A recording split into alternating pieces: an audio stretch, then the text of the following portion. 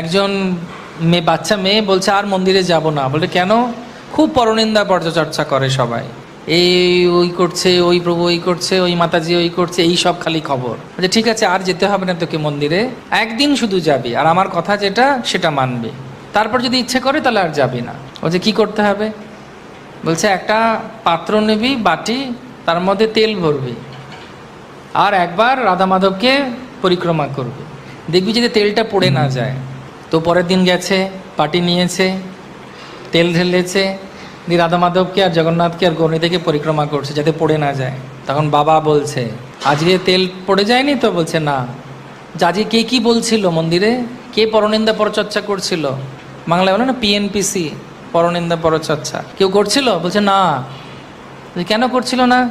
বলছে না করছিল, আমি হয়তো শুনতে পাইনি। বলে কেন? মনটা তেলের ওপর ছিল। হরে কৃষ্ণ।